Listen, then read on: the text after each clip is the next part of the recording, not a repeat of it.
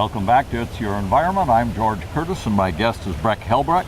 And Breck's a volunteer. That's an endangered species, especially volunteers that are willing to set their teeth in the reins and pull and haul like he and some other people have done about Rush Lake.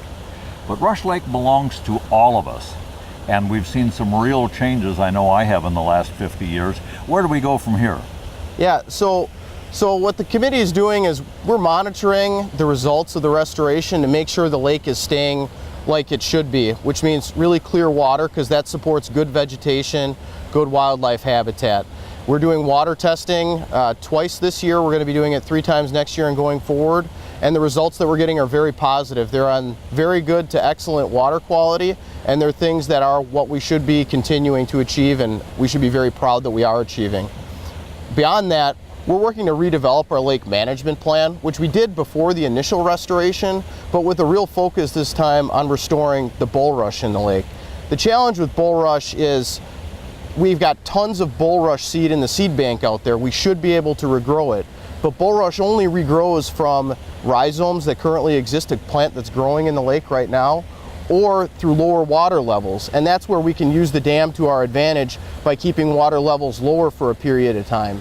But the real trick is developing a management plan so that if we do keep the water level lower for the benefit of the bulrush, we don't just have the cattail overrun any of the potential gains that we're hoping to realize. Well, I'll say this, the water is so much cleaner than it was a few years ago. I'm tempted to go back to fishing in Rush Lake. Are people fishing it? You bet.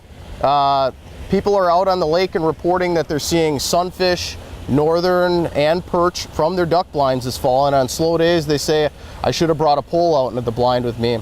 But we do have people coming out, catching fish out of boats off their piers, and I would say that our goal to restore the lake as a fishery, people are catching fish and having a great time doing it through the summer and the fall months on the lake.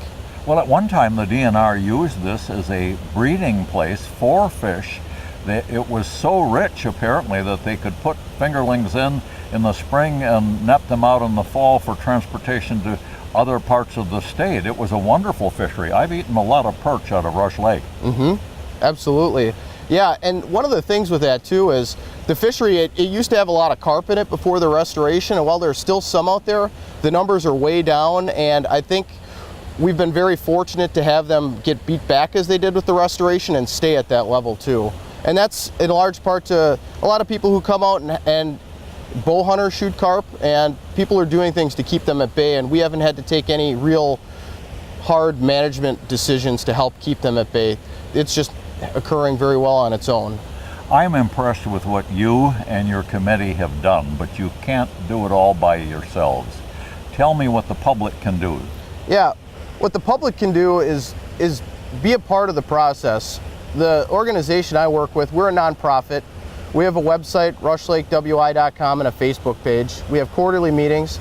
At those meetings, we have representatives from the DNR, the U.S. Fish and Wildlife Service, and we're a very lean organization. We don't have much of a budget, but what we do spend goes directly into the lake. So when we talk about restoring the north end of the lake, if we have an idea, this is how we want it to be, those are things, we have a direct line to the DNR to connect with them and really make things happen out here. So if you want to help make improvements, I'd invite anybody to come to our quarterly meetings, join us, and really help be a part of the process, because we want you. Can you find out about those meetings, the time and the place on the internet, or is there something else they should do? Yeah, our website, rushlakewi.com, and our Facebook page, rushlakewi on Facebook, have all the meetings and the information that you might want to get into if you're looking to get involved in the lake. Like I had, I moved onto the lake in 2008, and I wanted to get involved immediately, and it's one thing where when I became a part of the board of the Watershed, I really wanted to help make a resource that people who wanted to get engaged could get engaged, and that's why we're doing it today. Brett, I want to thank you for being on the show. This is a great effort you're doing, and I hope you get a lot more help. Thank you, George. We'll be right back.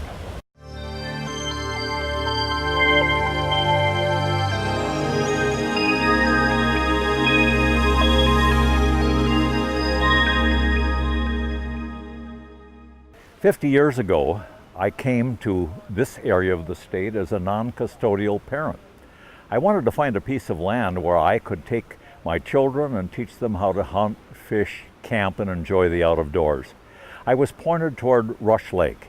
I've never been sorry. Since then, I've had a love affair with Rush Lake and have owned a half dozen properties that are now belonging to the DNR, to you, or Glacial Habitat. It's a favorite place. It's a wonderful place. It's unique, like all properties are. I keep telling the governor that Rush Lake isn't for sale. You have your favorite place. You tell the governor that your place isn't for sale either. I'm George Curtis, and that's my opinion.